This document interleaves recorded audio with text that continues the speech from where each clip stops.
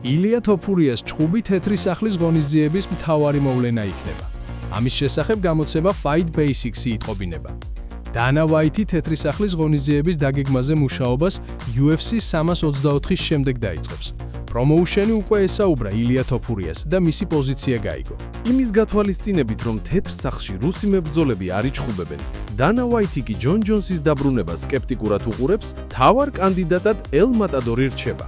წერს გამოცემა. Fight Basics-ი აღნიშნავს, რომ ილია თოფურია და მისი გუნდი თეთრ სახლში ჭხუბის წინააღმდეგი არაა, ხოლო მისმა სპარინგ პარტნიორებმა იციან, რომ ელ მატადორიც აპრილ-ივნისში დაბრუნდება. UFC-ის მსუბუქი წონითი დივიზიონის ჩემპიონმა ილია თოფურიამ მორიგი აღიარება მოიპოვა.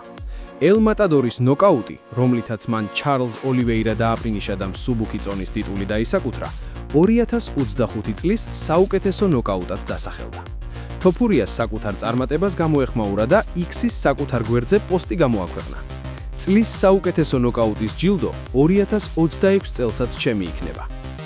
UFC-ის მსუბუქი წონის მებრძოლმა პედი პიმბლეტმა ილია თოფურიაზე TNT Sports-თან ისაუბრა. მესის თქმით, კარგად ესმის, რომ ილიას პირად ცხოვრებაში რთული პერიოდი აქვს და მხოლოდ საუკეთესოს უსურვებს. პიმბლეტი აღნიშნავს, რომ ეს საკითხი მათ შესაძლო დაპირისპირებასთან კავშირში არ არის.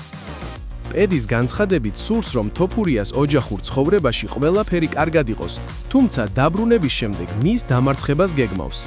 მისი თქმით, სანამ ილია არ იბრძვის და თავად ქამარს მოიგებს, მსუბუქი წონის ჩემპიონატს საკუთარ თავს მიიჩნევს. პიმბლეტის თქმით, მისთვის დროებითი ქამარით სრულფასოვანი ჩემპიონის სტატუსის ტოლფასია. მიმდინარე კვირაში პიმბლეტმა ილიაზე MMA გურუსთანაც ისაუბრა და კიდევ ერთხელ გაუსვა ხაზი, რომ სპორტსა და პირად ცხოვრებას ერთმანეთისგან მკაფრიოდ მიჯნავს. მისი თქმით, ოჯახის ხსენება წელს ქვემოთ დარტყმაა და თავად ამას არასდროს გაკეთებს. ასევე მან დაამატა და თოფურია თავხედად მოიხსენია. ილიამ თქვა, რომ აპრილ-ივნისში აპირებს დაბრუნებას. მე აპრილში არ ვიჩხუბებ. მაგ თავხედს მთელი წელი არ უჩხუბია, ამიტომ ივნისის ბოლომდე ან ივლისამდე დალოდება მოუწევს. განაცხადა მებრძოლმა. ის ასევე ამბობს, რომ ჩემპიონობის შემთხვევაში ტიტულის რამდენჯერმე დაცვას გეგმავს. გეიჯის დამარცხების შემდეგ მისი მიზანი ილია თოფურიასთან ბრძოლაა, რადგან ამას აბსოლუტური ჩემპიონის ტიტულისკენ გზად მიიჩნევს. თოფურიას შემდეგ კი არმან ცარუკიანის დამარცხებას გეგმავს. მისივე თქმით, თუ თოფურია ივნისის ბოლომდე არ დაბრუნდება, ქამარი უნდა დატოვოს და ის არმან ცარუკიანს, ჩარლზ ოლივეირას ან მაქს ჰოლოვეის დაუპირისპირდება. თუმცა, როგორც თავად ამბობს, ყველაზე რეალური სცენარი მაინც თოფურიასთან ბრძოლაა. მან დაასახელა ის მებრძოლები, რომლებსაც pound for pound რეიტინგში საუკეთესოებად მიიჩნევს.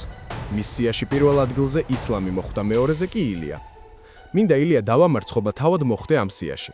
მინდა ყველას უჩვენო, რომ ის უბრალოდ ზედმეტად პატარაა ჩემს დასამარცხებლად, განაცხადა პიმბლეტმა. ესპანელმა ჟურნალისტმა ალვარო კოლმენერომ ისაუბრა და მან თქვა, რომ UFC არ აპირებს ელ მატადორს საჩემპიონო ქამარი ჩამოართვას და ვაკანტური გახადოს. ორგანიზაციის ხელმძღვანელები გეგმავენ მას იმდენი დრო მისცენ, რამდენიც დასჭირდება. როგორც ესპანელი ჟურნალისტი ამტკიცებს, საჭიროების შემთხვევაში UFC მზად არის დროებითი საჩემპიონო ქამრის მფლობელს ტიტულის დაცვაც ჩაუნიშნოს.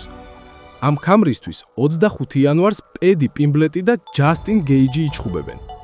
ორგანიზაციას თოფურიას ვარსკვლავური სტატუსის ჯერა და არ სურს სიტუაცია არიოს.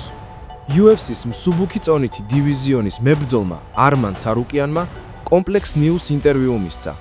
ცარუკიანს ილია თოფურიაზე ჰკითხეს და ხაბიბ ნურმაგომედოვის პროგნოზი გაახსენეს, რომელმაც ივარაუდა, რომ ცარუკიანი ელ მატადორს დაამარცხებს. ხაბიბი UFC-ის ყველა დროის ერთ-ერთი საუკეთესო მებრძოლია და ბევრი რამ სხვებზე უკეთ გაეგება. ხაბიბი ერთადერთი არ არის. უამრავი ადამიანი ამბობს, რომ ილიას დამარცხება შემიძლია. ნურმაგომედოვი მოჭიდავია და ხედავს რა დონეზეც ვარ. სწორედ ამიტომ თქვა, რომ შემიძლია ილიას ჭიდაობაში ძალიან მარტივად ვაჯობო. ხაბიბმა თოფურიასა და ცარუკიანის პოტენციურ დაპირისპირებაზე რამდენიმე კვირის წინ ისაუბრა. მისი თქმით, არმანს ელ მატადორის ჭხუბების ვიდეო ანალიზი ძალიან დაეხმარება და მისი საბრძოლო სტილი თოფურიასთვის უაღრესად პრობლემურია. ხაბიბმა დასძინა, რომ ილიას არმანთან შანსიც კი არ აქვს. მას შემდეგ, რაც ალექსანდრე თოფურიამ ალმახანი დაამარცხა, უცნობია, თუ როდის გაიმართება მისი მომავალი ბრძოლა, ან ვინ იქნება მოწინააღმდეგე. ამ საკითხთან დაკავშირებით ესპანელმა ჟურნალისტმა კარლოს კონტერასმა ისაუბრა.